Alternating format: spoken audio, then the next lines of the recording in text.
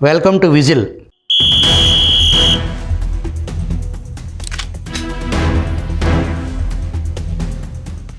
గత 2 రోజులుగా తెలంగాణ రాష్ట్రంలో హైదరాబాద్ సెంట్రల్ యూనివర్సిటీకి సంబంధించిన భూ వివాదం, దానికి సంబంధించి అక్కడ రచ్చ నడుస్తుంది. ఆ రచ్చలో అక్కడ ఏది జరిగినా, ఏ వివాదం జరిగినా, ఏ పార్టీ అధికారులు ఉన్నా గడిచిన 10 సంవత్సరాల నుంచి దానికి ఉమ్మడి రాష్ట్రానికి సంబంధించిన పాలకుల ప్రమేయం అనేదాన్ని రాజకీయంగా వాడుకోవటానికి అటు కాంగ్రెస్ కానీ, ఇటు బీఆర్ఎస్ కానీ, బీజేపీ కానీ, అక్కడ ఉన్నటువంటి పార్టీలు, జాతీయ పార్టీలు కానీ, స్థానిక పార్టీలు కానీ ఉమ్మడి రాష్ట్రంలో ఉన్నటువంటి తెలుగుదేశం ప్రభుత్వం మీద నెపం వేసేదానికి సంబంధించి అనేక ప్రయత్నాలు గతంలో మనం చూసాం. అట్లాగే ఇప్పుడు 2 రోజుల నుంచి జరుగుతున్న హైదరాబాద్ సెంట్రల్ యూనివర్సిటీ ఆ భూ భాగోతంపై ఆనాటి 2004లో చంద్రబాబు ప్రభుత్వానికి సంబంధించి ఏం జరిగింది అనేది బట్టి విక్రమార్క, ఏదైతే తెలంగాణ సంబంధించి ప్రభుత్వ ఉప ముఖ్యమంత్రిగా ఉన్నారో, ఆయన మాట్లాడుతూ 2004లో ఉమ్మడి ఏపీలో అప్పటి తెలుగుదేశం ప్రభుత్వం యూనివర్సిటీ నుంచి 400 ఎకరాలు తీసుకుని ఐఎంజీ భారత్ స్పోర్ట్స్ అనే ప్రైవేట్ సంస్థకి ఇచ్చింది. ఆ భూమికి బదులు 397 ఎకరాలు విశ్వవిద్యాలయానికి బదలాయించింది. తీసుకున్న భూమికి బదులు వేరే భూమి ఇస్తున్నట్లు ప్రభుత్వానికి విశ్వవిద్యాలయ అధికారులకు మధ్య ఒప్పందం, పంచనామా కూడా పూర్తయ్యాయి. ఈ 400 ఎకరాలు బిల్లీరావు అనే వ్యక్తికి చెందిన సంస్థకు వెళ్ళిపోయాయి. ఆ తర్వాత 2006లో భూ కేటాయింపులను కాంగ్రెస్ ప్రభుత్వం రద్దు చేసింది. దీన్ని సవాల్ చేస్తూ ఆ సంస్థ హైకోర్టులో రిట్ పిటిషన్ వేసింది. 2014 నుంచి 2023 వరకు తెలంగాణలో అధికారంలో ఉన్న బీఆర్ఎస్ ఆ సంస్థపై, ఆ కేసుపై గట్టిగా కొట్లాడకపోగా గాలికి వదిలేసింది. 1000 కోట్ల విలువైన భూమి ఆ వ్యవహారంలో సీఎం రేవంత్ రెడ్డి నేతృత్వంలోని మంత్రివర్గం గట్టిగా నిర్ణయం తీసుకుంది. కోర్టులో కొట్లాడి హక్కులు సాధించుకున్నాం. ఈ భూములను అభివృద్ధి చేసి సాఫ్ట్వేర్ ఉద్యోగాల కల్పనకు వినియోగమయ్యేలా ప్రభుత్వం చూస్తుంది తప్ప వేరే ఆలోచన లేదు అని చెప్పేసి బట్టి విక్రమార్క నిన్న విలేకరుల సమావేశంలో స్పష్టం చేశారు. దీని మీద మరింత లోతుగా మాట్లాడటానికి మన విజిల్ స్టూడియోకి ఆంధ్రప్రదేశ్ సంబంధించిన తెలుగుదేశం పార్టీ రాష్ట్ర కార్యదర్శి వెంగళరావు గారు మనతో ఉన్నారు. వెంకటరావు గారు, నేను 2 రోజుల నుంచి చూస్తున్నారు మీరు అక్కడ ఏదైతే 1000 కోట్ల సంపద ఆ రోజు 52 సంవత్సరాల క్రితం స్థాపించిన యూనివర్సిటీ 2400 ఎకరాలకు పైచీలకు దాని భూమి. నిన్న మొన్నటి వరకు మీ పార్టీ అక్కడ ఐటీ స్థాపన, ఆ సైబరాబాద్ అనేది ఏదైతే ఒక క్రియేట్ చేసినా కూడా ఒక 15 ఏళ్ల క్రితం వరకు కూడా అసలు హైదరాబాద్ హెచ్యూ సరౌండింగ్లోకి వెళ్ళాలంటేనే ఒక అడవి ప్రాంతంలాగా ఉండే పరిస్థితి. ఆ రాళ్ళు, కొండలు, గుట్టలు, ఈవెన్ మృగాలు, వన్య ప్రాణులకు కూడా అది ఆవాసయోగ్యంగా ఉండే ప్లేస్. దానికి సంబంధించి అది ఒక చిట్టడివిలాగా ఉన్న ప్రాంతం. ఇవాళ అది గజం లక్షలాది రూపాయలు బలికే ఎక్స్పెన్సివ్ ప్లేస్ అయింది. ఆ రోజు దానికి 2400 ఎకరాలతో 51 సంవత్సరం క్రితం ఆ సంస్థని స్థాపించారు. అయితే మీ ప్రభుత్వంలో 2004లో దాని నుంచి ఒక 400 ఎకరం తీసుకుని ఐఎంజీ స్పోర్ట్స్ అనే ఒక సంస్థకి ఇవ్వటం, అది వివాదం అవటం, దానికి ఆ 400 తీసుకుంటున్నాం కాబట్టి ఇంకొక 386 ఎకరం దానికి ప్రత్యామ్నాయంగా ఆ సంస్థకి బదలాయించడం, అదంతా హద్దులు రాతపోతంగా జరిగినది. ఆ తర్వాత వచ్చిన కాంగ్రెస్ ప్రభుత్వం ఈ 400 ఎకరాల విషయంలో మేము ఆ భూ కేటాయింపు రద్దు చేస్తున్నాము అని చెప్పేసి కాంగ్రెస్ రద్దు చేయడం, ఆ సంస్థ హైకోర్టుకి వెళ్ళటం, ఆ తర్వాత వచ్చిన టీఆర్ఎస్, తర్వాత బీఆర్ఎస్గా మారిన టీఆర్ఎస్ దాని మీద గట్టిగా కొట్లాడలేకపోయింది. బట్ ఈ ప్రస్తుత కాంగ్రెస్ పార్టీ కొట్లాడి ఆ ప్రైవేటు ప్రాపర్టీకి వెళ్ళాల్సిన ఆస్తిని మేము దక్కించుకున్నాము. అవి తెలంగాణ ఏదైతే మౌలిక సదుపాయాల సంస్థ ఇండస్ట్రియల్ టీజీఐసి అనే సంస్థకి బదలాయించి మేము అక్కడ ఐటీ ఉద్యోగ కల్పనకి శ్రీకారం చుడతామని చెప్పేసి అక్కడ తెలంగాణ ప్రభుత్వం చెప్తున్న వ్యవహారం. దీని మీద మీ వాదన ఏంటి? అంటే 50 సంవత్సరాల క్రితం హైదరాబాద్కి చంద్రబాబు నాయుడు గారు ముఖ్యమంత్రి అయిన తర్వాత హైదరాబాద్కి చాలా మార్పు వచ్చింది. 50 సంవత్సరాల క్రితం హైదరాబాదు ఆ రోజు జూబ్లీ హిల్స్ కానీ, బంజారా హిల్స్ కానీ, లేకపోతే అమీర్పేట కానీ, కూకట్పల్లి కానీ, ఇవన్నీ ఆల్మోస్ట్ హైదరాబాద్లో భాగం కాదు. ఇవన్నీ అక్కడ చిన్న పల్లెటూర్లుగా ఉన్నటువంటి పరిస్థితి. చంద్రబాబు నాయుడు గారు ముఖ్యమంత్రి అయిన తర్వాత ఆయన ఇంటర్నేషనల్ ఎయిర్పోర్ట్ కానివ్వండి, రింగ్ రోడ్డు కానివ్వండి, ఇవన్నీ అక్కడ వివిధ ఇన్వెస్ట్మెంట్ సంస్థలు విదేశాలకు సంబంధించినటువంటి సంస్థలు కానివ్వండి, అవన్నీ తీసుకొచ్చిన తర్వాత నగర పరిధి పెరిగేటువంటి క్రమంలో అక్కడ అభివృద్ధి కార్యక్రమాలు లేదంటే వివిధ సాఫ్ట్వేర్ కంపెనీలకు కానివ్వండి, వాళ్ళకి అక్కడ భూ కేటాయింపులు చేయాల్సినటువంటి పరిస్థితుల్లో ఈ హైదరాబాద్ సెంట్రల్ యూనివర్సిటీకి సంబంధించినటువంటి 400 ఎకరాల భూములు ఓ కంపెనీకి కేటాయించినప్పుడు మళ్ళీ యూనివర్సిటీకి అంతే స్థాయిలో 400 ఎకరాలకు గాను 397 ఎకరాలు వేరే ప్రాంతంలో ఆ భూములు కేటాయించడం జరిగింది. అయితే ఆ తర్వాత వచ్చినటువంటి రాజశేఖర రెడ్డి ప్రభుత్వం ఏదైతే జగన్మోహన్ రెడ్డి గత 5 సంవత్సరాల్లో ఆంధ్రప్రదేశ్లో ఏ విధంగా అయితే గతంలో చంద్రబాబు నాయుడు గారు ఏదైతే వివిధ సంస్థలకి అభివృద్ధి కార్యక్రమాల కోసం కేటాయించినటువంటి భూములు కానీ లేకపోతే అభివృద్ధిని కానీ ఏ విధంగా అయితే విధ్వంసం చేశాడో, అందులో రాజశేఖర రెడ్డి కూడా ఆ రోజు కొన్ని అంశాల విషయంలో అటువంటి పాత్ర పోషించాడు. ఆ రకంగా తనకు వాటాలు ఇవ్వలేదనో డబ్బులు ఇవ్వలేదనో తనకు అనుకూలంగా లేవనో కొన్ని సంస్థలకు సంబంధించినటువంటి కేటాయింపులను ఆయన రద్దు చేయడం జరిగింది. దాని మీద ఆ సంస్థలు ఆ రోజు న్యాయపరంగా వాళ్ళు పోరాటానికి వెళ్ళటం జరిగింది. అయితే ఇప్పుడు ఈ బట్టి విక్రమార్క గారు చెప్పింది ఏంటంటే గత 10 సంవత్సరాలు బీఆర్ఎస్ ప్రభుత్వంలో దాన్ని పూర్తిగా న్యాయ వివాదంలో కూడా ప్రభుత్వం సరైనటువంటి చర్యలు తీసుకోలేదు, మేము వచ్చిన తర్వాత చర్యలు తీసుకున్నామని చెప్తున్నారు. అంటే ఇవాళ హైదరాబాద్లో భూముల రేట్లు ఎలా ఉన్నాయో మీకు తెలుసు. దాదాపు ప్రైమ్ ఏరియాలో ఎకరా 100 కోట్ల రూపాయలు అమ్ముడుపోతున్నటువంటి పరిస్థితి. అంటే 400 ఎకరాలకు సంబంధించి ఈరోజు వాటిని కనుక ఈ కన్స్ట్రక్షన్ యాక్టివిటీకి కానివ్వండి వేరే కంపెనీలకు కానీ కేటాయించడం జరిగినట్లయితే దాదాపు 40,000 కోట్ల రూపాయలు విలువైనటువంటి సంపద అక్కడి నుంచి రాష్ట్ర ప్రభుత్వానికి చెందుతుంది. ఇదేమి ఎవరో అమ్ముకొని వాళ్ళ ప్రైవేట్ అకౌంట్లకి వెళ్ళేటువంటి పరిస్థితి కాదు. ఈ 400 ఎకరాలు కూడా ప్రభుత్వానికి చెందినట్టుగా ఇప్పుడు కోర్టు నుంచి ఆర్డర్ రావడం జరిగింది. దీన్ని సంస్థలకు కేటాయించడం ద్వారా ప్రభుత్వానికి ఆ డబ్బులు వస్తాయి. ఇవాళ అమరావతి విషయంలో కూడా గత చంద్రబాబు నాయుడు గారు చాలా సంవత్సరాల నుంచి చెప్తున్నది ఏంటంటే అదొక సెల్ఫ్ సస్టైనబుల్ ప్రాజెక్ట్ అని. అంటే అక్కడ ఏదైతే మిగులు భూములు ఉంటాయో అమరావతిలో కూడా ఇప్పుడు సేకరించినటువంటి 33,000 ఎకరాలు కానివ్వండి, దానికి అదనంగా ప్రభుత్వ భూములు మరొక 17,000-18,000 ఎకరాలు కానివ్వండి, మొత్తం కలిపి 50,000 ఎకరాలు ఉంటాయి. అందులో ప్రభుత్వం దగ్గర 10,000 ఎకరాలు కనుకుంటే వాళ్ళు 400 ఎకరాల భూమి విలువ 400 కోట్లు పలుకుతా ఉంది హైదరాబాద్లో. అదే అమరావతిలో మనం 10,000 ఎకరాల ప్రభుత్వ భూమి ప్రభుత్వం దగ్గర ఉంటే దాని విలువ ఎన్ని లక్షల కోట్లుగా మారుతుంది, అది రాష్ట్రానికి ఎంత సంపదగా మారుతుందని చూడాలి. అయితే ఈ వివాదం విషయానికి వస్తే ఈరోజు ఇది ఒక ఫారెస్ట్ భూమి, అక్కడ వన్యప్రాణులు ఉన్నాయి అనేటువంటిది విపక్షాలు చేస్తున్నటువంటి ఆరోపణలు. ఇది ఇవాళ హైదరాబాద్ నడిబొడ్డులో ఉన్నది, అది ఒక యూనివర్సిటీకి ఇచ్చినటువంటి భూమి. అది ఏ రకంగా ఫారెస్ట్ భూమి అవుతుందా అనేది క్లారిటీ లేనటువంటి పరిస్థితి. మరోవైపు ప్రభుత్వం కూడా అక్కడ దాదాపు 50 సంవత్సరాలుగా అక్కడ అది ఆ యూనివర్సిటీ పరిధిలో ఉంది కాబట్టి అక్కడ నిజంగానే నిరుపయోగంగా ఉన్నప్పుడు చెట్లు చేమలు పెరగటం కానివ్వండి, లేదంటే వాటిని ఆవాసాలుగా ఏర్పరచుకొని వన్యప్రాణులు అక్కడ నివసించడం కానీ జరుగుతుంది. కానీ మొన్నటి నుంచి ఏదైతే ఈ సోషల్ మీడియాలో వైరల్ అవుతూ ఉందో ఒక ఫోటో, నెమళ్ళు జింకలు వీటన్నిటి పక్కన జేసీబీలు, అది ఒక ఏఐ పిక్చర్ మాత్రమే అని మనకున్నటువంటి సమాచారం.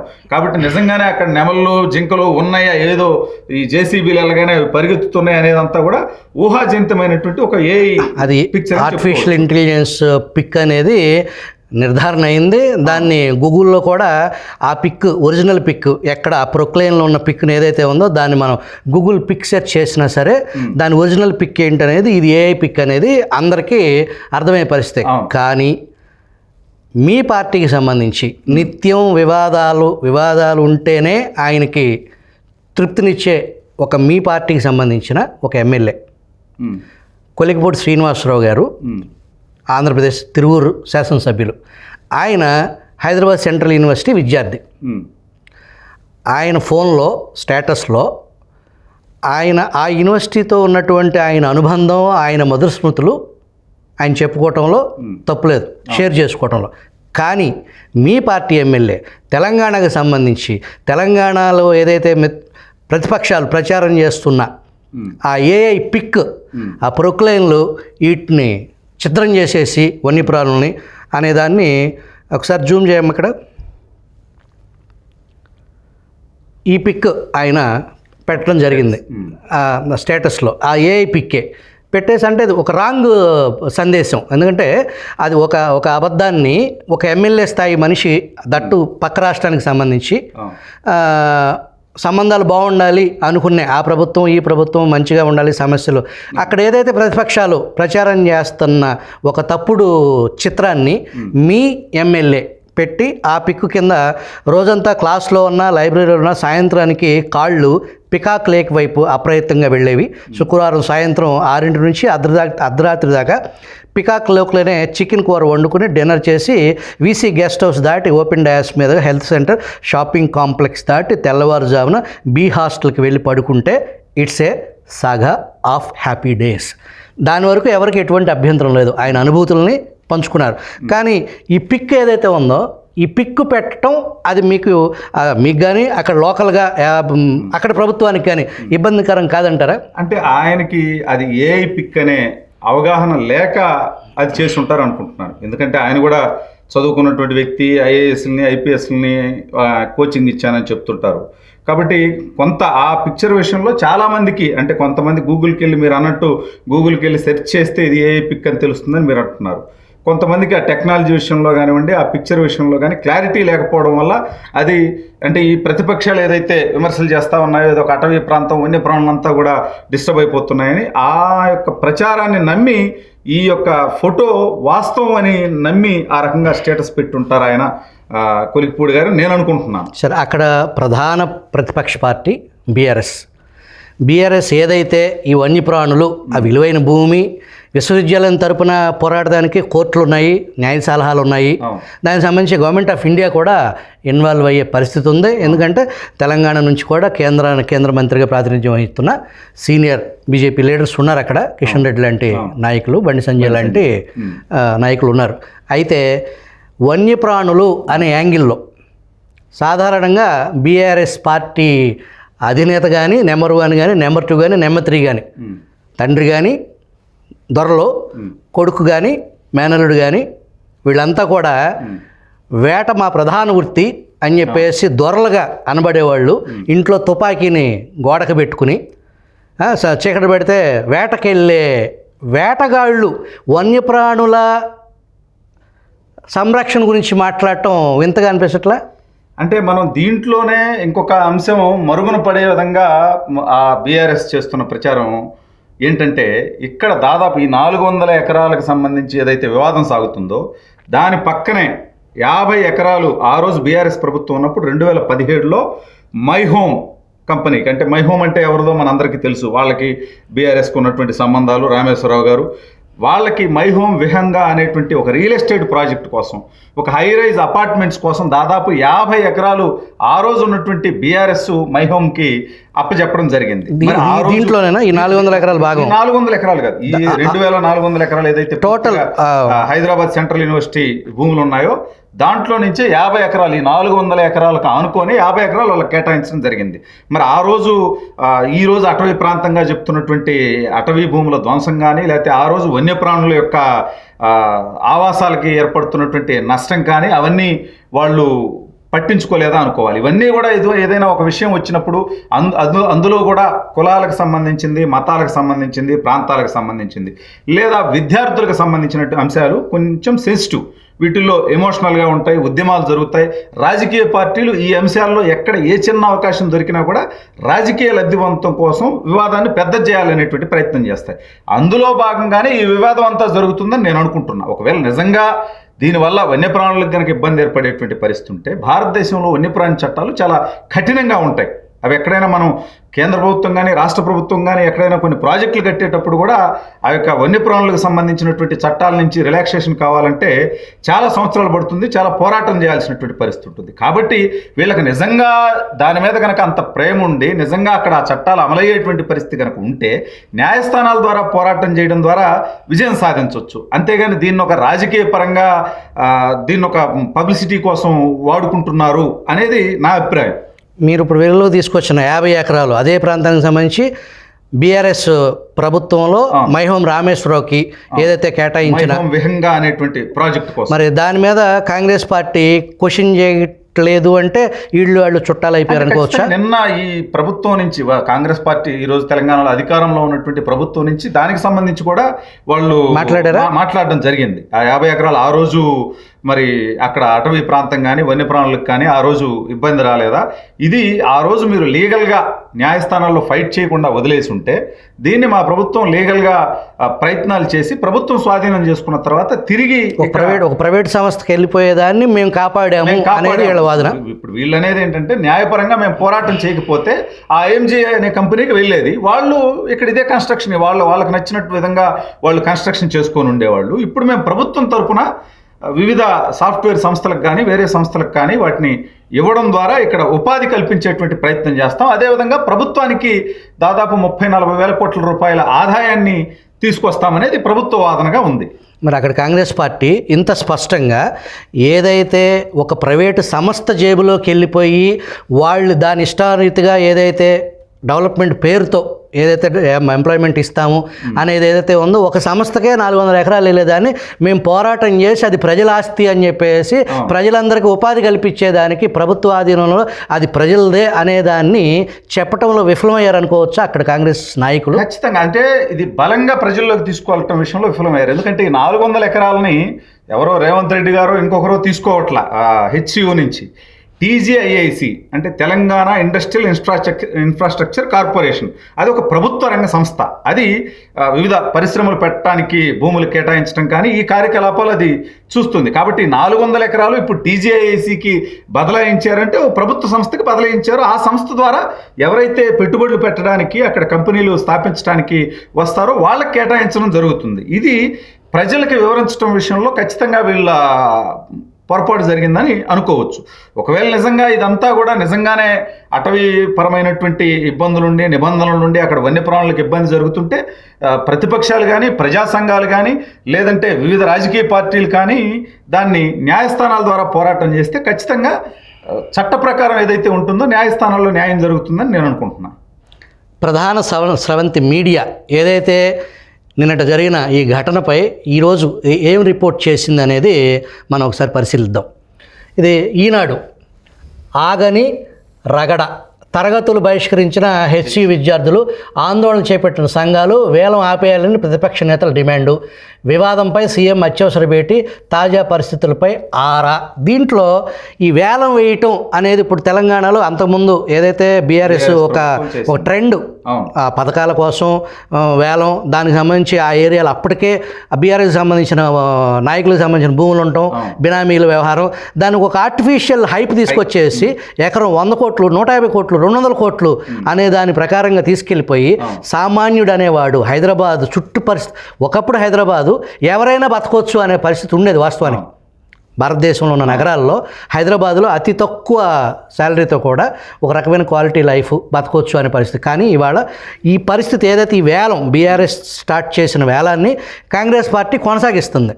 ప్రభుత్వ ఆస్తుల పేరుతో వేలం పేరుతో డబ్బులు చేసుకునే దానికి అది ఆర్టిఫిషియల్గానే ప్రభుత్వమే కావాలని చెప్పేసి ఒక కృత్రిమ హైప్ని తీసుకొచ్చేసి తద్వారా సామాన్యుడికి అసలు అక్కడ ఒక గజం జాగా దొరికే పరిస్థితి లేకుండా చేస్తే భవిష్యత్తు తరాలు ఎలా ఎగ్జిస్ట్ అవుతాయి? అక్కడ మధ్యతరగతి పేదలు నిరుపేదలకి అసలు హైదరాబాద్లో స్థానం ఉండే పరిస్థితి ఉందా?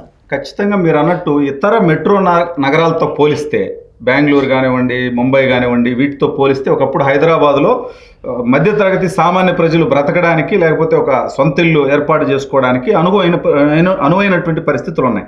కానీ గత 15 సంవత్సరాల నుంచి ఒక రియల్ ఎస్టేట్ ఆర్టిఫిషియల్ హైప్ తీసుకొచ్చి ప్రభుత్వమే భూములను వేలం వేయడం, మీరు అన్నట్టు వాళ్ళ అనుయాయులకు సంబంధించినటువంటి భూములు దగ్గరలో ఉంటే వాటిని వేలం పెట్టి ఆర్టిఫిషియల్ హైప్ తీసుకొచ్చి 100 కోట్లు 200 కోట్లు ఎకరం భూమిని పెంచి దాని ద్వారా వీళ్ళ భూములు రేట్లు పెంచుకొని నిజంగానే ఇవాళ ఒక సామాన్యుడు లేకపోతే ఒక మధ్యతరగతి ఉద్యోగి హైదరాబాద్లో ఒక సొంత నివాసం ఏర్పాటు చేసుకోవాలన్నా కనీసం ఒక అపార్ట్మెంట్లో ఒక 2 బెడ్రూమ్ ప్లాట్ కొనుక్కోవాలన్నా కూడా ఇవాళ అందుబాటులో లేనటువంటి పరిస్థితి. మనం మాట్లాడుకున్న ఏరియా అపార్ట్మెంట్ 2 బెడ్రూమ్ అపార్ట్మెంట్ అని కోట్లలో పలుకుతుంది కదా, అదే మధ్యతరగతి చిన్న వేగా ఛాన్సే లేదు. ఒక చిరుద్యోగి లేకపోతే ఒక ప్రభుత్వ ఉద్యోగి తన జీవితాంతం పనిచేస్తే కూడా అపార్ట్మెంట్ కొనలేనటువంటి పరిస్థితి, లేదా ఈఎంఐకి పెట్టుకుంటే తన రిటైర్ అయ్యేంత వరకు కూడా కట్టినా కూడా ఇంకా మిగిలి ఉండేటువంటి పరిస్థితి. అయితే ఆ రకమైనటువంటి పరిస్థితులు రియల్ ఎస్టేట్లో అక్కడ రేట్లు కానివ్వండి, ఖచ్చితంగా హైదరాబాద్లో సామాన్య మధ్యతరగతి ప్రజలు సొంత ఇల్లు అనేది ఒక కలగానే మారిందని చెప్పుకోవచ్చు. ఇప్పుడు ఇక్కడ ఈయన బీఆర్ఎస్ చీఫ్ ఏదో అంటున్నారు, మార్పు అంటే రైతుల కన్నీళ్ళ, ఈ దుస్థితి వస్తుందని కల్లో కూడా ఊహించలేదు. ప్రజలకు మనోధైర్యం ఇచ్చేలా పార్టీ రజతోత్సవ సభ, భారత నేతలకు అధినేత కేసీఆర్ దిశానిర్దేశం. ఇక్కడ ఈ దుస్థితి వస్తుందని కల్లో కూడా ఊహించలేదు. అది తెలంగాణ ప్రజల దుస్థితి అనుకోవచ్చా, లేదంటే దొరగారి దుస్థితి అనుకోవచ్చా? అంటే ఖచ్చితంగా బీఆర్ఎస్ అనేటువంటి ఆనాటి టీఆర్ఎస్ పార్టీని ఒక జనాల ఎమోషన్ తోటి ఆ రోజు కేసీఆర్ గారు ప్రారంభించడం జరిగింది. అది ఒక ఉద్యమ పార్టీగా వచ్చినటువంటి పార్టీ.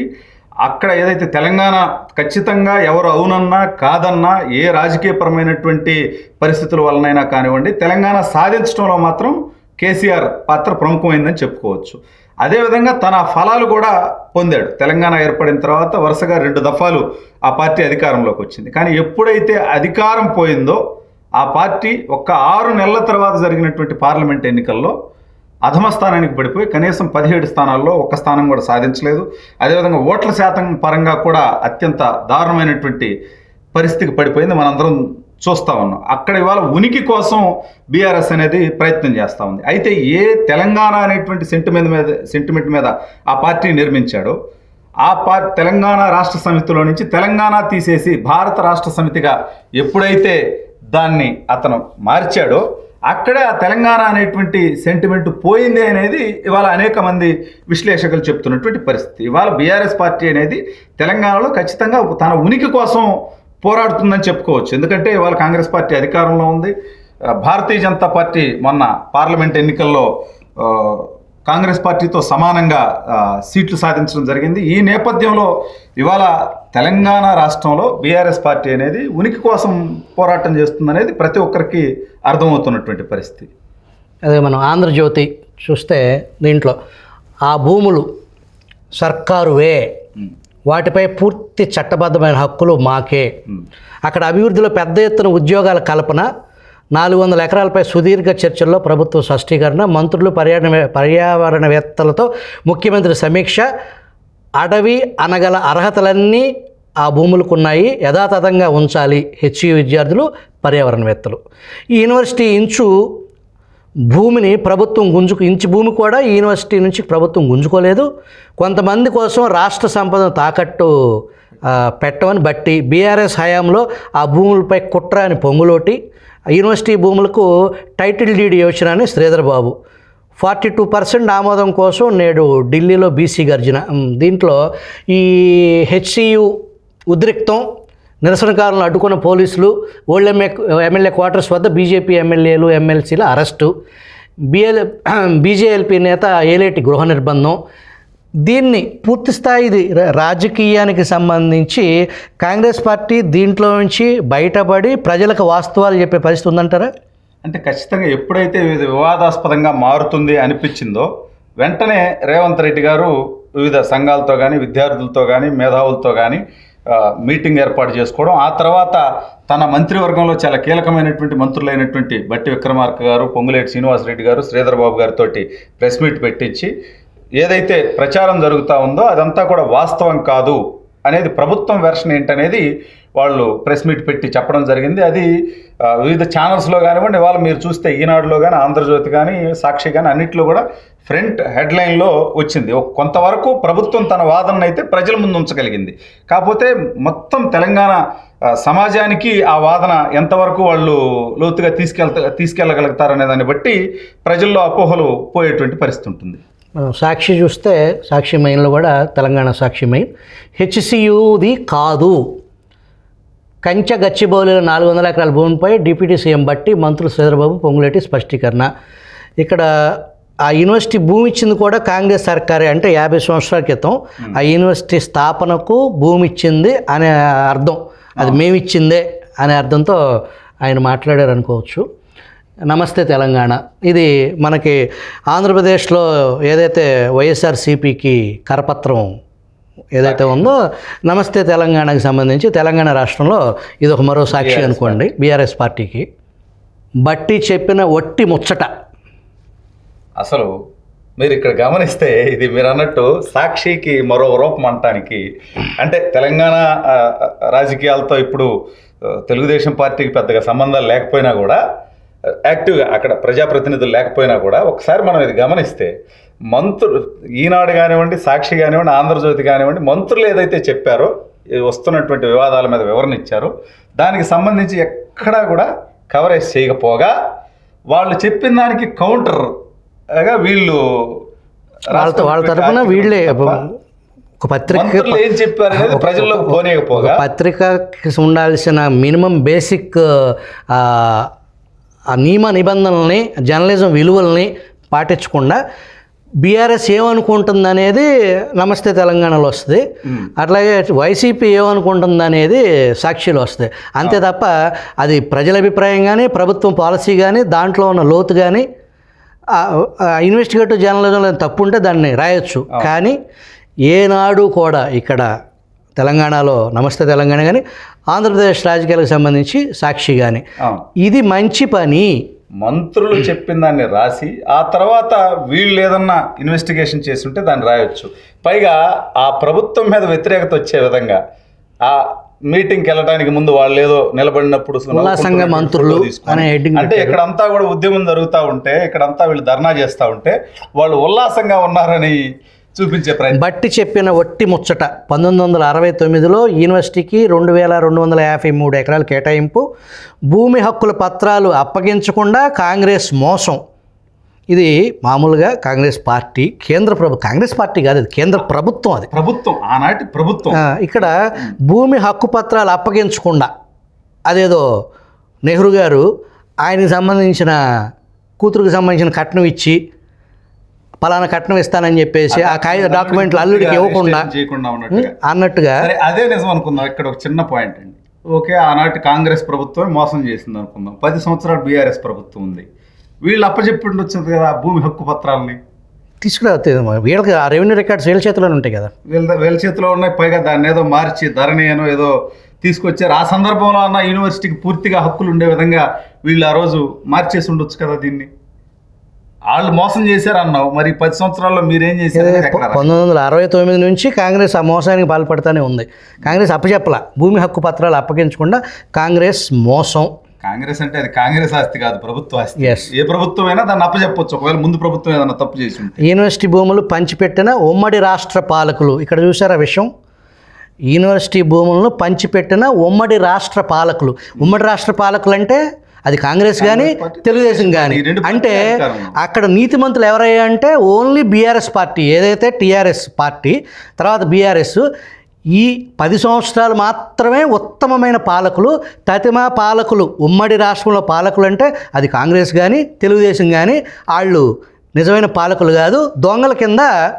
ఇది వాస్తవానికి ఒక విద్వేషాన్ని నింపి ఇంకా ఆంధ్ర ద్వేషాన్ని, వాళ్ళంతా మనల్ని దోచుకున్నారు, ఇక్కడ పేటెంట్ హక్కు మాదే అని బీఆర్ఎస్ చూపించుకునే ప్రయత్నం ఎందుకు అనొచ్చంటే, మరి ఈ ఉమ్మడి రాష్ట్ర పాలకులు అని చెప్పిన దాంట్లో 1983 నుంచి కేసీఆర్ కూడా 2001 వరకు ఆ తెలుగుదేశం పార్టీ అధికారంలో ఉన్నప్పుడల్లా తను కూడా అధికార పార్టీలో సభ్యుడు.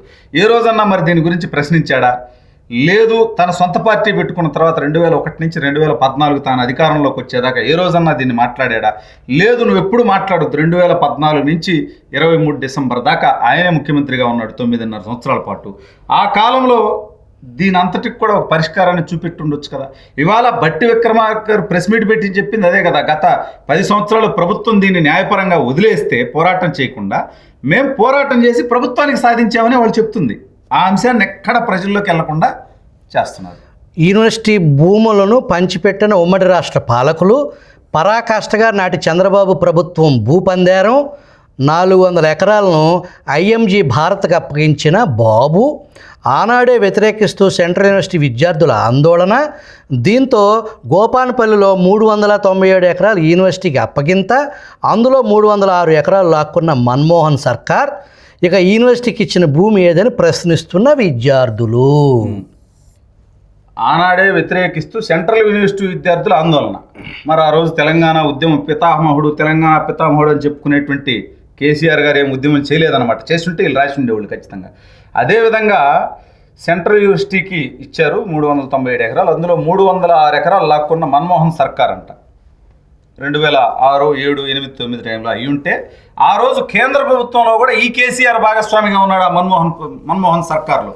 మరి ఆ అంశాన్ని ఎక్కడ బయటికి రాకుండా తొక్కిపట్టేటువంటి పరిస్థితి. కంచె వేసింది కేసీఆరే.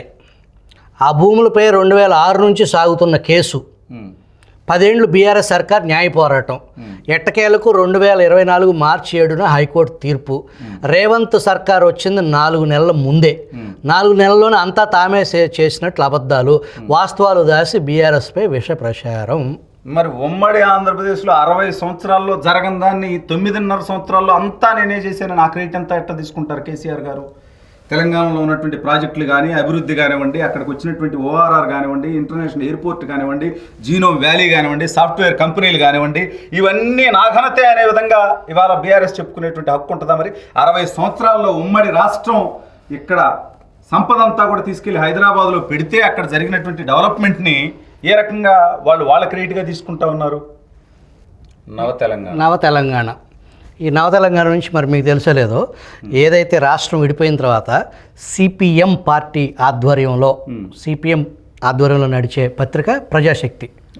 ఇక్కడ ఆంధ్రప్రదేశ్లో ప్రజాశక్తిగా, ఇదే ప్రజాశక్తి పేరు మార్చుకుని తెలంగాణలో నవ తెలంగాణగా సిపిఎం ఆ పార్టీ నడిపే పత్రిక. ప్రజాశక్తికి మరొక పేరు నవ తెలంగాణ. వాళ్ళు ఏం రాశారు చూద్దాం. హెచ్సియు భూముల చుట్టే రాజకీయం, ఆ 400 ఎకరాలే ఇప్పుడు హాట్ టాపిక్. ప్రతిష్టాత్మకంగా తీసుకున్న అధికార ప్రతిపక్ష పార్టీలు, హెచ్సియులో ఇంకా ఉద్రిక్త పరిస్థితులు, పట్టు వదలకుండా విద్యార్థుల ఆందోళన, బీఆర్ఎస్ నేతలు KCR, Harish Rao house arrest, BJP ఎమ్మెల్యేల అరెస్ట్, అది ప్రభుత్వ భూమి అంటూ బట్టి ఉద్ఘాటన, యూనివర్సిటీలో భాగమంటున్న విద్యార్థులు, క్యాంపస్ను ముట్టడించిన సిపిఎం. ఇప్పుడు అర్థమైందా? నవ తెలంగాణ ఇక్కడ ఏం చేస్తుంది? అదే సిపిఎం ఉద్యమాలు ఆల్రెడీ స్టార్ట్ చేసింది. మీ పార్టీ, మీ ప్రభుత్వ పాలన మీద, కూటమి ప్రభుత్వ పాలన మీద గళం విప్పి జగనన్నకి మేము తోడు అని చెప్పేసి ఆల్రెడీ ఉద్యమాలు మొదలైనవి సిపిఎం ఆధ్వర్యంలో. అక్కడ కూడా క్యాంపస్ను ముట్టడించిన సిపిఎం. మరి ఇక్కడ బీఆర్ఎస్ పార్టీ, బీజేపీ, విద్యార్థి సంఘాలు ఇంతమంది ఉద్యమం చేస్తూ ఉంటే దాన్ని అంతా వదిలేసి క్యాంపస్ను ముట్టడించిన సిపిఎం అని అంటే ఇంకా ఈ పత్రికల విలువలు ఏ స్థాయికి పడిపోయాయి అనేది ఇక మనం మాట్లాడుకోలేనటువంటి పరిస్థితి. ఏ పత్రిక ఆ పత్రిక రాజకీయ ఎజెండా ప్రకారం ముందుకెళ్తున్నాయి. ఇది ప్రజాశక్తి, తెలంగాణ ప్రజాశక్తి. 2 పేజీలు దీన్ని మనం నెట్లో ఏం పబ్లిష్ చేశారో చూస్తే ఇక్కడ అసలు వార్తే లేదనుకోండి, అది వేరే విషయం. హెచ్సి వద్ద ఉద్రిక్తత, ఆందోళనకారులను అదుపులో తీసుకున్న పోలీసులు, యూనివర్సిటీ భూముల్లో ప్రభుత్వం అడుగు పెట్టొద్దు, విద్యార్థులకు మద్దతుగా సిపిఎం నిరసన. సిపిఐ ఏమో కాంగ్రెస్ పార్టీతో పొత్తు పెట్టుకుని వాళ్ళు చట్టసభల్లో స్థానం కూడా ప్రాతినిధ్యం ఉంది. మాకు అంత కావాలి ఇంత కావాలని చెప్పేసి అలిగి మళ్ళీ ఇవన్నీ కూడా అక్కడ ఏదైతే కేసీఆర్ వాస్తవానికి కమ్యూనిస్టులని కనీసం మనుషులుగా కూడా చూసే పరిస్థితి, వాళ్ళని గౌరవించే పరిస్థితి, కూర్చోమనే పరిస్థితి కూడా లేదు. వాళ్ళకి అపాయింట్మెంట్ కూడా ఇవ్వాలి. మునుగోడు ఉప ఎన్నికలు వచ్చినప్పుడు కూడా వచ్చే ఎన్నికల్లో మనం పొత్తు పెట్టుకుందామని కమ్యూనిస్టులు ఇద్దరు సహకారం తీసుకొని ఆ వెంటనే ఏడాదిలోపే వచ్చినటువంటి ఎన్నికల్లో వాళ్ళకి సీట్లు ఇవ్వకపోతే సిపిఐ కాంగ్రెస్ పార్టీతో వెళ్ళింది. సిపిఎం డిమాండ్లకి కాంగ్రెస్ ఒప్పుకోలేదు కాబట్టి విడిగా పోటీ చేసి ఎక్కడ డిపాజిట్లు కూడా వచ్చిన పరిస్థితి లేదు తెలంగాణలో సిపిఎంకి. ఇది విశాలాంధ్ర, తెలంగాణ విశాలాంధ్ర మెయిన్ పేజ్. 400 విశాలాంధ్ర అంటే సిపిఐ సంబంధించి 400 ఎకరాలు కాపాడటం ప్రభుత్వ ప్రజల విజయం. కంచె గచ్చిబౌలి భూములపై ప్రతిపక్షాలవి దుష్ప్రచారం. ఆ భూమి సెంట్రల్ యూనివర్సిటీకి సంబంధించింది కాదు, పట్టించుకోకుంటే ప్రైవేట్ వ్యక్తుల చేతుల్లోకి. యువతకు ఉపాధి కల్పనే లక్ష్యం. బట్టి 2 కమ్యూనిస్టు పార్టీలు నడిపే పత్రికల్లో ఆ నవ తెలంగాణలో వాళ్ళు వార్త ప్రచురించిన దానికి, విశాలాంధ్ర ప్రజలు ప్రచురించిన దానికి ఎంత తేడా ఉందో చూసారా? సిపిఎం ఏమో వాళ్ళ వాదన ప్రకారం ప్రజల్ని, విద్యార్థుల్ని రెచ్చగొట్టే విధంగా, విశాలాంధ్ర ఏమో సిపిఐకి అనుకూలం కాబట్టి ప్రభుత్వ అనుకూల వాదన ప్రజల్లోకి వెళ్ళే విధంగా వాళ్ళు ఐటెం రాశారు. వాస్తవానికి అసలు ఎవరికి అనుకూలం ఉన్నా ప్రభుత్వం ఏంటి, ప్రభుత్వం ఏం చెప్పింది అనేది ముందు అసలు హెడ్లైన్స్లో మీడియా పాత్ర ప్రభుత్వ నిర్ణయం, ప్రభుత్వం ఏం చెబుతుంది, అలాగే ప్రతిపక్షాలు ఏమంటున్నాయి అనేది రెండిటి వాదనని ప్రజలు నిర్ణయించుకుంటారు. తప్పు ఎవరిది, ఒప్పు ఎవరిది అనేది. రెండిటి వాదనని ప్రజలకు చర్చ పెట్టాలి కదా. వాస్తవానికి వీళ్ళిద్దరిది కాదు అంటే మూడో వాదన ఇది నిజమని చెప్పేసి ఎలాగో ఇన్వెస్టిగేటివ్ జర్నలిజం ఉంది కదా. అలా కాకుండా తెల్లారి లెగిస్తే ఏది రాస్తే ప్రజల్ని మూడ్ని డైవర్ట్ చేయడం కోసం ప్రజల్లో ఒక విద్వేషాన్ని, ద్వేషాన్ని, ఒక అబద్ధాన్ని వాళ్ళ సొంత ఎజెండాని చొప్పించే పరిస్థితి. అట్లాంటి పత్రికల్లో బహుశా భారతదేశంలోనే సాక్షి అనేది అది అక్రమాస్తులకి అది పత్రిక అనే కంటే కూడా వైసీపీకి ఒక కరపత్రంగా వాళ్ళు అనుకున్నది ప్రజల్లోకి ఏ విధమైనటువంటి మెసేజ్ పంపించాలనుకునేది వాళ్ళు రాసి దాన్ని సాక్షి పత్రిక రూపంలో ప్రజల్లోకి పంపిస్తుంటారు. ఆ పత్రిక, ఆ టీవీ సాక్షి అనేది, సాక్షి మీడియా, జగతి మీడియా పబ్లికేషన్స్ అనే సంస్థ పురుడు పోసుకున్న తరువాత మీరు అధికారంలోకి వచ్చారు, ఏమైనా చేయగలిగారా అనే ప్రశ్న సామాన్యుడి నుంచి తెలుగుదేశం కార్యకర్త కేడర్కి కూడా ఆ ప్రశ్న ఉంది.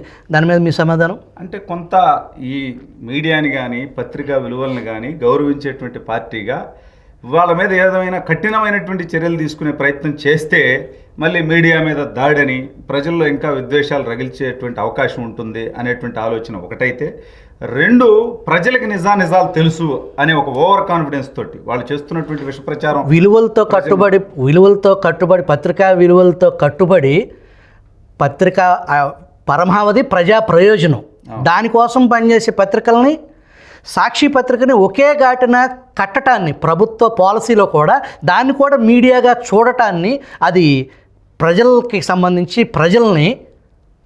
ప్రజలకి అన్యాయం చేసినట్టు కాదా వాస్తవానికి? ఛానల్ నడపడానికి కానీ పేపర్ పెట్టడానికి కానీ కావాల్సిన అనుమతులు కేంద్ర ప్రభుత్వం నుంచి మీడియా పరంగానే ఆ జగన్మోహన్ రెడ్డి కానీ ఆ పత్రికకు సంబంధించినటువంటి యాజమాన్యం కానీ సంపాదించుకుంది. దాన్ని మీడియా కాదు అని మీరు కేంద్రంలో ఇప్పుడు మీరు ఉన్నారు కదా, అధికారం పంచుకుంటున్నారు. మీ మద్దతు మీదే ప్రస్తుతం అక్కడ కేంద్ర ప్రభుత్వం నిలబడి ఉంది. ఏది పత్రిక ఏది విలువలతో ఉంది, దేనికి దోచిపెట్టారో, దేని ఆస్తులు ఎవరు అటాచ్ చేశారో అందరికీ అన్నీ తెలిసిన విషయమే కదా. మీరు ఇంకొకటి కాంగ్రెస్ ప్రభుత్వం అంటే టాపిక్ డైవర్ట్ అవుతుంది కానీ బట్ పత్రికలు విలువలు విశ్వసనీయత తెల్లారి లెగిస్తే రాజశేఖర రెడ్డి ఆ కొటేషన్ ఈ కొటేషన్ చెప్పాడు. ఆయన ఎవరికి చెప్పారో తెలియదు. మహనీయుల కొటేషన్లు ఉన్నాయంటే ఆ కొటేషన్కి సంబంధించిన ఎప్పుడు చెప్పారు, ఏ సందర్భంగా చెప్పారు అనేదాన్ని ఒక చరిత్రలో ఒక రికార్డెడ్ ఎవిడెన్స్ డాక్యుమెంట్ అది. కానీ ఆయన మరి కొడుకు చెప్పారా దివంగత నేత రాజశేఖర రెడ్డి ఆ కొటేషన్స్, ఆ ఉత్తమ విలువలకు సంబంధించిన రోజుకోటి చెప్తారు ఆయన. అవును, దాదాపు 10 సంవత్సరాలు 12 సంవత్సరాల పైగా రోజు ఒకటంటే దాదాపు 4-5 వేల కొటేషన్లు ఇప్పటికీ. అవన్నీ ఎక్కడ రాశారు ఆయన అనేదానికి ఆధారాలు మీ పార్టీ అడగదు, దాన్ని ప్రశ్నించే పరిస్థితి లేదు. దీనికి సంబంధించి ఏదైతే జగన్మోహన్ రెడ్డి అక్రమాస్తులు కానీ, జగన్మోహన్ రెడ్డి నడుపుతున్న జగతి పబ్లికేషన్స్ కానీ, సాక్షి కానీ ఈ కేసులకు సంబంధించి ఆనాటి యూపీఏ ప్రభుత్వంలో కాంగ్రెస్ పార్టీ కేసులు పెట్టిందే తప్ప మీరు అధికారంలోకి వచ్చి కేవలం ఆరోపణలు చేయటమే తప్ప, ప్రతిపక్షంలో ఉన్నప్పుడు జగన్మోహన్ రెడ్డి పార్టీ మీద ఆరోపణలు చేయటమే తప్ప మీరు అధికారంలోకి వచ్చిన తర్వాత జగన్మోహన్ రెడ్డి ఆస్తుల మీద కానీ ఒక్క కేసు కూడా పెట్టలేదు అనే ఒక తీవ్రమైన ఆరోపణలు మీ పార్టీ మీద ఉంది. అంటే జగన్మోహన్ రెడ్డి అక్రమాస్తులకు సంబంధించి ఆల్రెడీ కేసులు సిబిఐ, ఈడీ కేసులు నమోదు చేసి విచారణ చేస్తూ ఉన్నాయి. ఈ సమయంలో మళ్ళీ రాష్ట్ర ప్రభుత్వం వాటి మీద కేసులు నమోదు చేసేటువంటి పరిస్థితి ఉండదు. ఒకటి. రెండు, సాక్షి రాసేటువంటి రాతల గురించి అంటారా, ఖచ్చితంగా వాళ్ళు రాసేటువంటి తప్పుడు రాతల మీద కేసులు నమోదవుతాయి. ఈ మధ్యకాలంలో కూడా సాక్షి పేపర్ మీద అలా కేసు నమోదు చేయడం జరిగింది. అలాగే గతంలో లోకేష్ అన్న కూడా తన మీద ఏదైతే ఒక తప్పుడు వార్త చిరుతిళ్ళు లక్షలాది రూపాయలు తిన్నారని చెప్పి ఆయన మీద రాసినటువంటి తప్పుడు వార్తకు సంబంధించి కూడా ఆయన పరువు నష్టం దావా కేసు విశాఖపట్నం కోర్టులో వేస్తున్నారు. ఎప్పటికి కూడా దాని విచారణకి లోకేష్ అన్న హాజరవుతున్నారు. ఖచ్చితంగా సాక్షి రాసేటువంటి రాతల మీద ఖచ్చితంగా న్యాయపరమైనటువంటి చర్యలు అయితే తీసుకోవడం జరుగుతుంది. అదేవిధంగా జగన్మోహన్ రెడ్డి ఆస్తులకు సంబంధించి అయితే ఆల్రెడీ దాదాపు 11 సిబిఐ, 7 ఈడీ అవి కాంగ్రెస్ అవి తండ్రి ముఖ్యమంత్రిగా ఉన్నప్పుడు పెట్టిన కేసులు. కాంగ్రెస్ పార్టీ గత 5 సంవత్సరాల్లో జరిగిన ఆంధ్రప్రదేశ్ విధ్వంసానికి సంబంధించి ఇప్పటికి మీరు 9 నెలలు అయిపోవచ్చింది దాదాపు. మీరు ఇప్పటివరకు తాడేపల్లి డోర్ కొట్టారా? అంటే ఖచ్చితంగా ప్రతి అంశం మీద కూడా ఇప్పుడు లిక్కర్ స్కామ్కి సంబంధించి ఆల్రెడీ పార్లమెంటులో కూడా మా పార్లమెంటు సభ్యుడు లావు శ్రీకృష్ణదేవరాయలు గారు ఆ అంశాన్ని లేవనెత్తడం జరిగింది. దానికి సంబంధించినటువంటి విచారణ జరుగుతూ ఉంది. ఆ ఏపీ బెవరేజెస్ కార్పొరేషన్కి సంబంధించినటువంటి మాజీ ఎండీని కూడా ఇప్పుడు విచారిస్తూ ఉన్నారు. ఆ విధంగా ఆ ప్రభుత్వంలో ఏ ఏ ప్రదేశాల్లో ఎక్కడెక్కడైతే ఏ శాఖల్లో అయితే అవినీతి జరిగిందో వాటన్నిటి మీద కూడా ఒక్కొక్కటి వెలికి తీస్తూ ఉన్నారు. విచారణ జరుగుతూ ఉంది. ప్రతి ఒక్క శాఖకు సంబంధించి, మైనింగ్కి సంబంధించి కానివ్వండి, లిక్కర్కి సంబంధించి కానివ్వండి, శాండ్కి సంబంధించి కానివ్వండి, ప్రతి అంశంలో కూడా మా ప్రభుత్వం ఆ జగన్మోహన్ రెడ్డి 5 సంవత్సరాల కాలంలో చేసినటువంటి అవినీతి మీద పూర్తి స్థాయిలో విచారణ జరుగుతూ ఉంది. విచారణ పూర్తి అయిన తర్వాత ఖచ్చితంగా వాళ్ళ మీద చర్యలు ఉంటాయి. నిన్న YSRCP Congress party official social media handles నుంచి మీ పార్టీ యువ నాయకుడు మంత్రి నాలా లోకేష్ని ఒక బాక్స్లో పెట్టి దాని డైపరు పాల డబ్బా ఒకటి పెట్టి, అట్లాగే మీ అధినేత, మీ పార్టీ అధినేత, ఈ రాష్ట్ర ముఖ్యమంత్రిని, ఉప ముఖ్యమంత్రి పవన్ కళ్యాణ్ని 3 పిక్స్ పెట్టేసి ఒక కామిక్ టైప్లో అది ఒక అవమానకరంగా చేస్తే సామాన్య పబ్లిక్ కానీ మీ పార్టీకి సంబంధించిన సోషల్ మీడియాలో కార్యకర్తలు నిన్న సాయంత్రం నుంచి అధికారం వైసీపీదే ఇంకా అన్నట్టుగానే ఉంది మా పరిస్థితి అని సోషల్ మీడియాలో హోరెత్తుతుంది. దాని మీద ఏమైనా యాక్షన్స్ ఉంటాయా? ఖచ్చితంగా వాటి మీద కేసులు ఉంటాయి. జగన్మోహన్ రెడ్డి సైకో విస్తృత మనస్తత్వం అధికారం పోయిన తర్వాత కూడా ఇంకా మార్పు రాకుండా గత 5 సంవత్సరాల్లో ఈ రకంగానే చంద్రబాబు నాయుడు గారిని, లోకేష్ అన్నని, పవన్ కళ్యాణ్ గారిని, భువనేశ్వర్ గారిని, బ్రాహ్మణి గారిని, అనేక మంది తెలుగుదేశం పార్టీ నాయకుల్ని ఆ రకంగానే మార్ఫింగులు పెట్టి తెలుగుదేశం పార్టీ మహిళా సోషల్ మీడియా కార్యకర్తలను కానివ్వండి, మహిళా నాయకురాలను కూడా అనేక సార్లు వైఎస్ఆర్ కాంగ్రెస్ పార్టీ అధికారంలో ఉన్న 5 సంవత్సరాల్లో ఈ రకమైనటువంటి మార్ఫింగుల ద్వారా, అవమానించడం ద్వారా, అవహేళన చేయడం ద్వారానే వాళ్ళకి దుస్థితి వచ్చింది. అయినా అతనిలో మార్పు రాలా. ఈ మధ్యకాలంలో మనం గమనిస్తే జగన్మోహన్ రెడ్డి అధికారంలో ఉన్నప్పుడు కొడాలి నాని, వల్లభనేని వంశీ, అనిల్ కుమార్ యాదవ్, అంబటి రాంబాబు, రోజా, విడదల రజని, పేర్ని నాని వీళ్ళంతా కూడా ఒక మాఫియాలా తయారైపోయి ఇష్టం వచ్చినట్టుగా బూతులతో చెలరేగిపోయి పెట్టరేగిపోయి జగన్మోహన్ రెడ్డి అనేటువంటి సైకోని సంతృప్తి పరిచేవాళ్ళు. వినసొంపుగా అతనికి నచ్చిన విధంగా చంద్రబాబు నాయుడు గారిని, లోకేష్ అన్నని విమర్శించడం ద్వారా, అవమానించడం ద్వారా జగన్ అనేటువంటి సైకోని సంతృప్తి పరిచేవాళ్ళు. అధికారం పోయిన తర్వాత ఏదైతే వీళ్ళు అధికారంలో ఉన్నప్పుడు లోకేష్ అన్న పాదయాత్ర సందర్భంగా రెడ్ బుక్ అనేటువంటి దాన్ని మాట్లాడితే ఆ రెడ్ బుక్ని హేళన చేసి అవహేళన చేసినటువంటి వాళ్ళు కూటమి ప్రభుత్వం అధికారంలోకి వచ్చిన తర్వాత ఆ రెడ్ బుక్కు భయపడుతూ రెడ్ బుక్ రాజ్యాంగం అని చెప్పి దాని మీద ఉనికిపోయేటువంటి పరిస్థితుల్లో ఆ నాయకులు ఎవరూ కూడా ఇవాళ ఈ రకమైనటువంటి భాష మాట్లాడటం మానేశారు. కాబట్టి జగన్మోహన్ రెడ్డిని సంతృప్తిపరిచేటువంటి బాధ్యత, ఆ సైకోయిజాన్ని సంతృప్తిపరిచేటువంటి బాధ్యత సాక్షి భారతీ రెడ్డి గారు తీసుకున్నట్టున్నారు. అందుకే ఆ రకమైనటువంటి మార్ఫింగులతోటి ఇవాళ మేము అధికారంలో ఉన్నాం, కేసులు నమోదు చేసేటువంటి పరిస్థితి కూడా ఉండదు. మరి ఆ రకమైనటువంటి మార్ఫింగులు మేము 100 చేయొచ్చు. జగన్మోహన్ రెడ్డి గారి మీద చేయొచ్చు, భారతీ రెడ్డి గారి మీద చేయొచ్చు, వైసీపీ నాయకుల మీద చేయొచ్చు, వాళ్ళ కుటుంబ సభ్యుల మీద చేయొచ్చు. కానీ ఏ రోజు కూడా మా పార్టీ విధానం అది కాదు, మా వ్యవహార శైలి అది కాదు. వాళ్ళు చేసేటువంటి తప్పులకి ఖచ్చితంగా మేము చట్టపరమైనటువంటి, న్యాయపరమైనటువంటి చర్యలు తీసుకుంటాం. వీటన్నిటికీ జగన్మోహన్ రెడ్డికి ప్రజలు ఆల్రెడీ 11 సీట్లతో ప్రతిపక్ష నేత హోదా కూడా లేకుండా చేసిందే ఈ రకమైనటువంటి బూతు పంచాంగం, విష ప్రచారం, మార్ఫింగులు చేసినందుకే జగన్మోహన్ రెడ్డికి స్థితి వచ్చింది. అయినా ఆ సైకోలో ఇంకా మార్పు రాలేదు. అందుకే ఈ రకమైనటువంటి కొనసాగిస్తున్నాడు జగన్మోహన్ రెడ్డి. ఇటువంటి కొనసాగిస్తే చట్టపరమైనటువంటి, న్యాయపరమైనటువంటి కాదు, తెలుగుదేశం పార్టీ కార్యకర్తలు కనుక ఇంకా ఓపిక పట్టేటువంటి పరిస్థితులు లేరు. జగన్మోహన్ రెడ్డి ఇవే కొనసాగిస్తే ఇప్పుడు ఆల్రెడీ ఆంధ్రప్రదేశ్లో ఉండటానికి అతను ఇష్టపడట్లా, తాడేపల్లి కొంపలో ఉండట్లా, పోయి బెంగళూరు ప్యాలెస్లో ఉంటున్నాడు. ఇదే ప్రవర్తన అతను కొనసాగిస్తే తాడేపల్లి ప్యాలెస్ ముట్టడి కూడా త్వరలోనే జరిగేటువంటి పరిస్థితి ఉంటుందని చెప్పి నేను ఖచ్చితంగా జగన్మోహన్ రెడ్డి వైఖరి మార్చుకోవాలి.